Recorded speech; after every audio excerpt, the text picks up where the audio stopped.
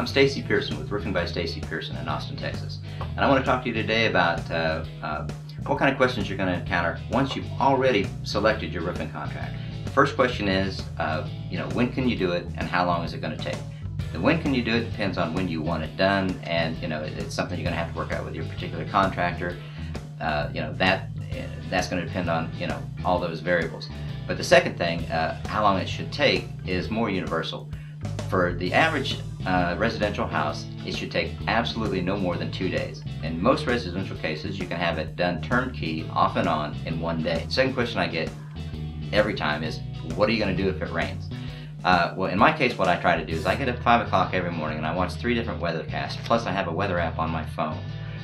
So I try to plan around anytime it gets 20-30% chance, I'll keep an eye on it. Anything more than that, we'll almost always cancel and push it back to the next day. There are still times when you're going to get caught, and so you need to be prepared. The things you need to have prepared: you need to make sure your contractor is prepared to have a tarp on the job. Generally speaking, it's a good practice to tear off one side at a time and to at least dry it in before you start to tear off the next section.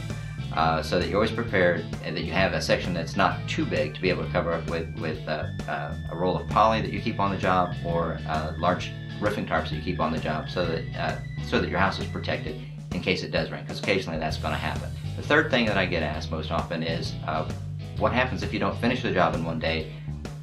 Are raccoons and squirrels going to come in, or if it rains, is that going to be a problem? The same answer applies.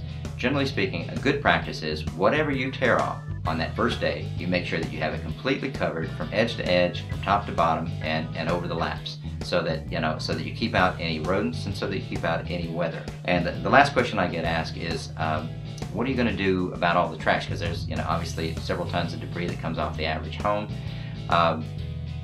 And any good and reputable contractor is going to bring in some manner for hauling that off. Either they're going to have a trailer brought in, or they're going to bring in a dumpster, and all of the debris is going to go in that dumpster. And once the job is cleaned up, once the job is finished, the job isn't actually finished until everything is cleaned up, put in the dumpster, and the dumpster is hauled away.